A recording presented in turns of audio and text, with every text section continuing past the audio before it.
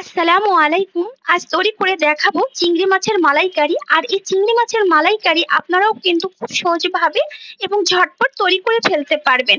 আমি এখানে গলদা চিংড়ি নিয়েছি। গলদা চিংড়ি আমি এখানে আধা কেজি মতো নিয়েছি। আপনারা আপনাদের পছন্দ মতো এই গলদা চিংড়ি নিতে পারেন। তো এই গলদা চিংড়িটা আমি ভালো করে পরিষ্কার করে নেব, যাতে কোনো প্রকারের এই গলদা চিংড়ির যাতে খোসা না থাকে সেভাবে আমি পরিষ্কার করে নেব।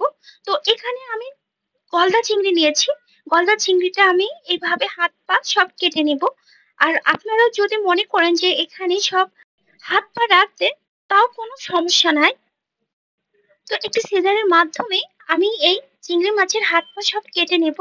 আর চিংড়ি মাছটা আমি এইভাবে কেটে নিচ্ছি। আপনারা আপনাদের পছন্দ মতো চিংড়ি মাছ কেটে নেবেন। তো এখনো যারা আমার চ্যানেলটাকে সাবস্ক্রাইব করে নাই, তারা অবশ্যই আমার চ্যানেলটাকে সাবস্ক্রাইব করে নেবেন এবং পাশে থাকা ছোট্ট বেল বাটনটি ক্লিক করে নেবেন। এতে করে আমি যখন কোনো ভিডিও আপলোড করব, সাথে সাথে আপনাদের কাছে নোটিফিকেশন পৌঁছে যাবে।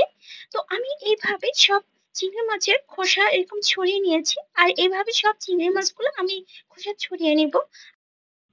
আর চিংড়ি মাছের মাঝখানে আমি এভাবে একটি ছুরির সাহায্যে কেটে নিয়ে আমি এই রগটা ফেলে দিব, চিংড়ি মাছের এই রগটা।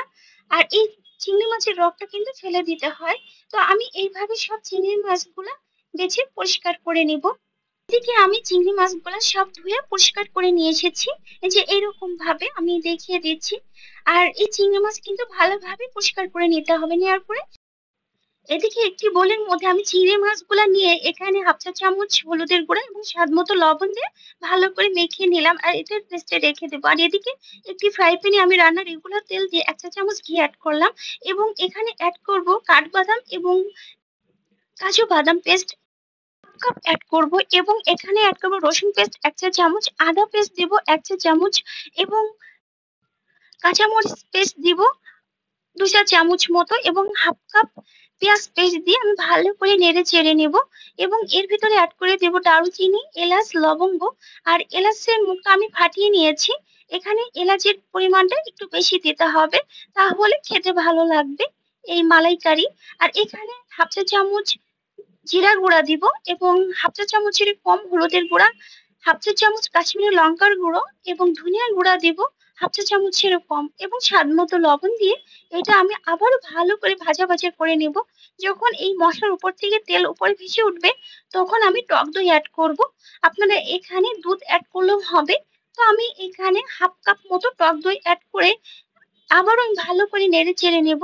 এবার আমি এখানে নারকেলের দুধ অ্যাড করে দিব হাফ কাপ মতো।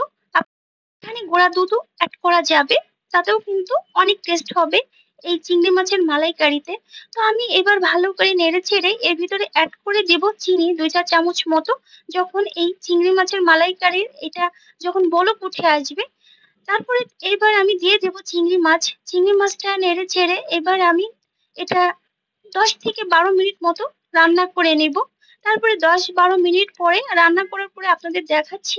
দেখেন এমন হয়েছে। আর আমার ভিডিওটি ভালো লাগলে অবশ্যই সবার সাথে শেয়ার করবেন এবং আমার চ্যানেলটাকে সাবস্ক্রাইব করে নেবেন। এবার আমি চুলাটা অফ করে দিয়ে এইদিকে একটি সার্ভিং ডিশ নিয়েছি। এই সার্ভিং ডিশে আমি গরম গরম সার্ভ করে নিচ্ছি। এই দেখলেন তো কত সহজে চিংড়ি মাছের মালাইকারি তৈরি হয়ে গেল। তো আমার ভিডিওটি ভালো লাগে অবশ্যই কমেন্ট বক্সে জানাবেন।